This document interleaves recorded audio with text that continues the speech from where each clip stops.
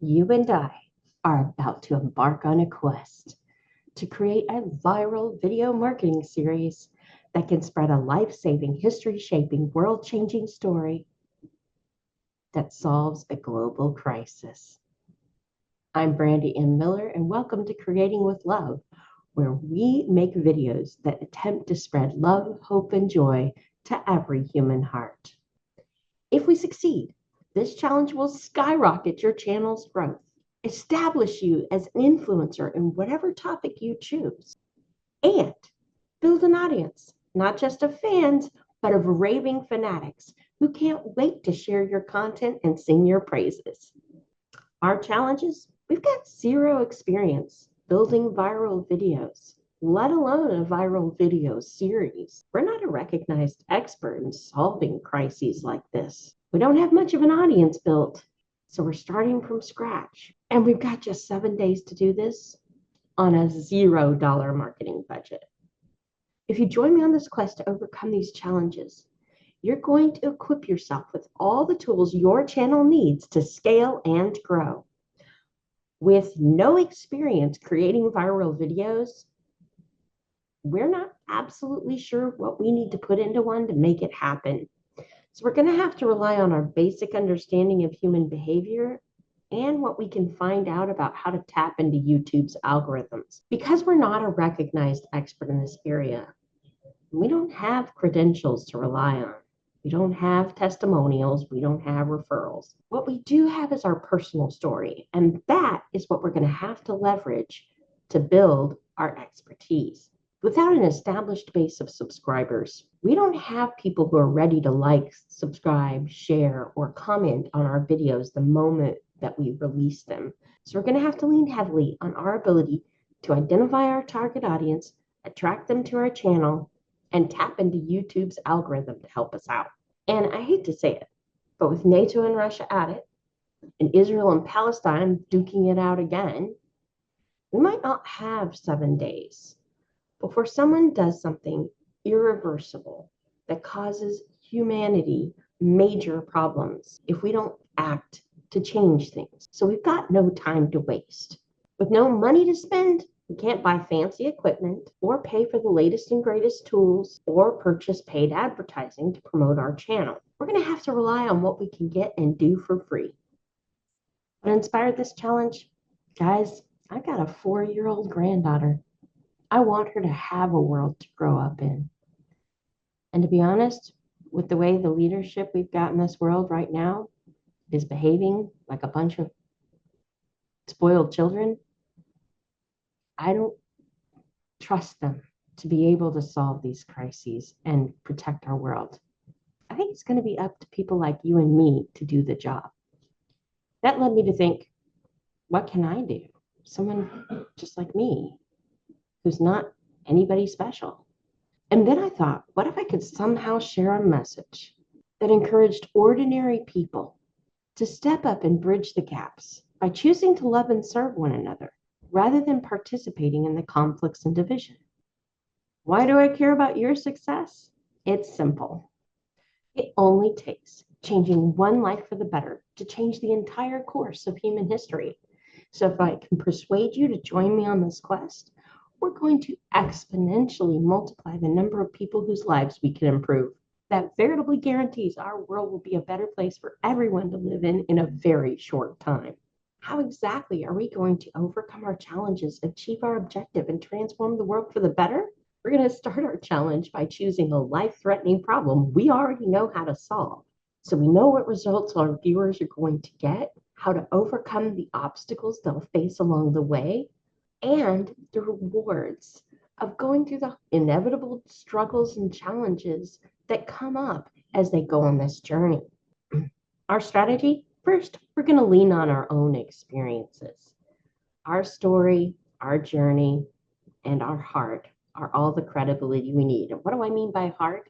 It's our humanity, our empathy, our authenticity, our relatability, and those things show our trustworthiness. That's what we're going to do to overcome the fact that we're not recognized experts. Second, we're going to use that past problem to help us identify the ideal viewer for our channel. so that we know where they're at, what they're thinking, and what their experience is likely to be, and what they most likely want out of us so we can deliver it. Third, we're going to focus on forming solid connections with those viewers. People who are like the person we were back then are the ones who are almost literally dying to get the message we've got. And they're also the ones most likely to engage with our content, spread it, and share it wherever they go, helping our videos reach a much broader audience. Fourth, we're going to do our best to leverage YouTube's algorithm in our favor. That's why it's a video series. YouTube loves creators who create binge-worthy content where their viewers will just sit there and watch video after video after video. Because let's face it, that's how YouTube gets more advertising revenue, which makes their pockets happy, puts smiles on their faces. They also like it when they see people interacting with the content through likes, shares, subscribes, channel notifications, and of course, popping into the comments section, which is why I'm going to be encouraging you to do that too. Fifth, we're going to work hard to deliver exceptional results in every video we produce. We can't wow them with our production quality, so we're going to have to do it with the quality of the content we give them. That's going to give us our best chance of turning our viewers from fans into raving fanatics who cannot stop talking about what they've heard from us. Because people don't talk about the ordinary, but they won't stop talking about the extraordinary. Something I realized as I was preparing for this video series, gaining viral success with our message is going to thrust us into the spotlight, possibly before we're prepared for it. This viral video challenge puts us in a leadership position if we're successful.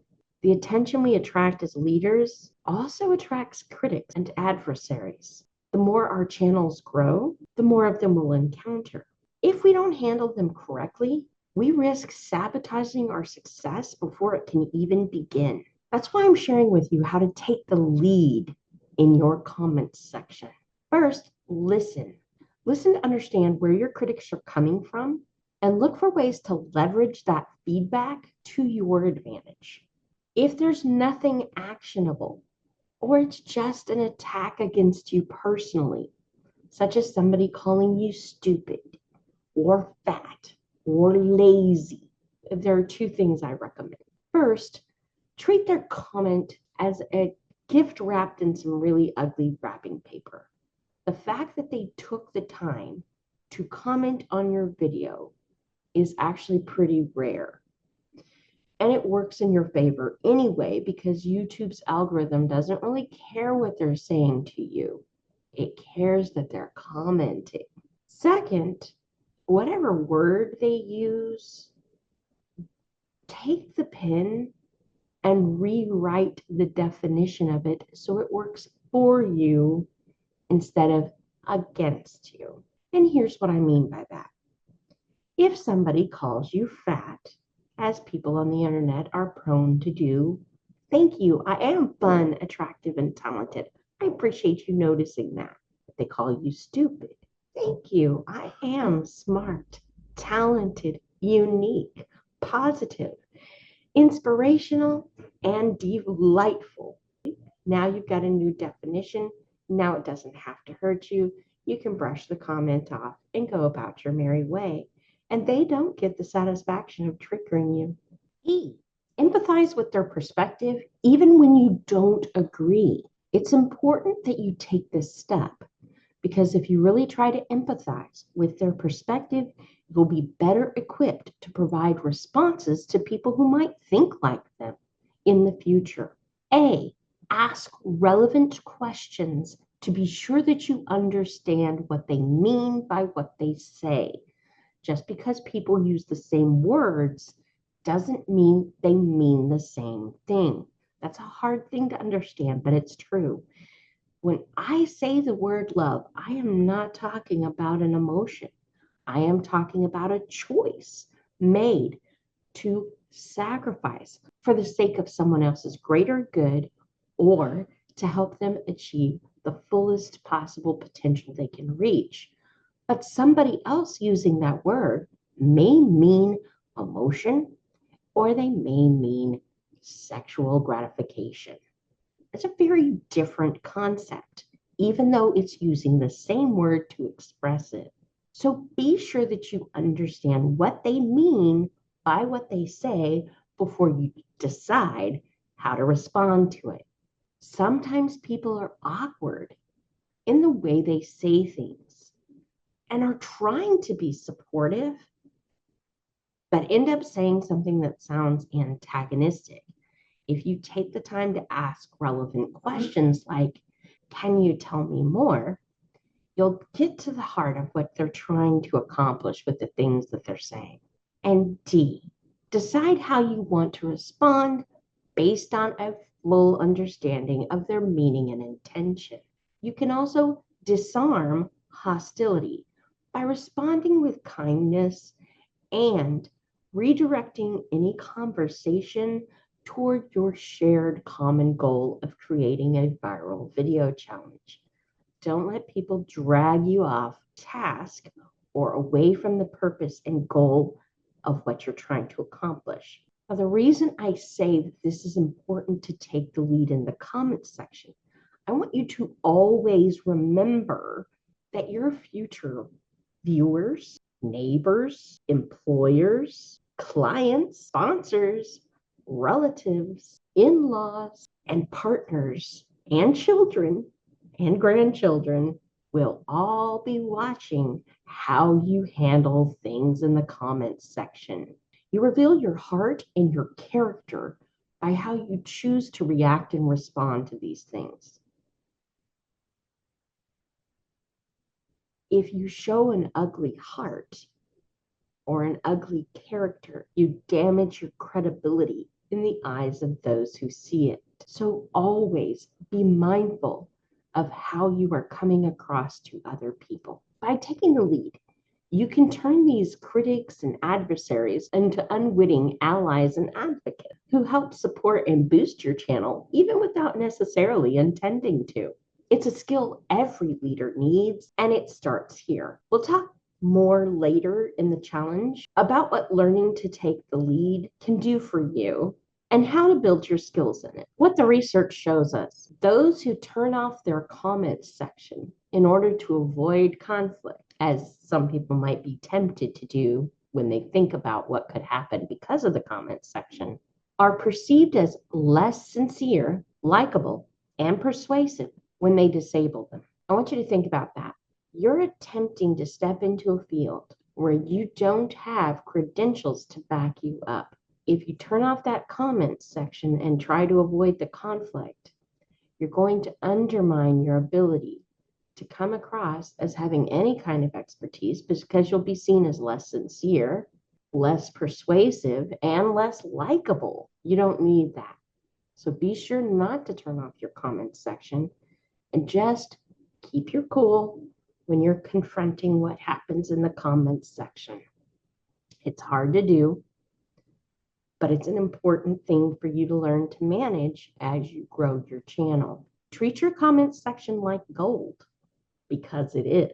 It's where the real relationship cultivation that builds long-term viewer loyalty begins. Today's homework. That's right. You didn't know you were going to get homework, but I'm going to have homework for you every day because I want you to really be prepared to hit this out of the park. Your first step is to choose that life-threatening problem you know how to solve. The second is to think about how solving that problem for your viewers can help solve a global crisis. I know that may take a little creativity and it may cause you a little bit of a challenge. If you do run into an obstacle doing that, please drop a comment in the comment section. I promise I will do my best to respond to you as quickly as possible. Fourth, don't get scared by the competition. Look for ways you can partner with them. Believe me, other people are going to be interested in some of the same global crises as you are, and that is okay. That is what you want to see. The more people who are interested in solving the same global crisis, the more room there is in the market for people, because that's obviously an area that needs more help and more growth. Don't be afraid of competition. There will always be gaps in the marketplace. things they do that you can't, things you can that they can't. So just look for where the gaps are and work together so that more people get covered and more people get helped. And we all work together in solving these global crises with our messages. What's next? In the next video, I'll reveal the global crisis I chose, my personal connection to that crisis, and the insights I've uncovered along the way that will help you succeed in your challenge. The clock is ticking and we've got a lot of work to do. Let's get started. While you're waiting until the next video drops, consider listening to some of my other videos. And if you appreciate the content I've created, please consider giving the channel a subscribe. Like the video, share it with others, and comment in the comments section below. Thanks for watching and have a truly blessed day.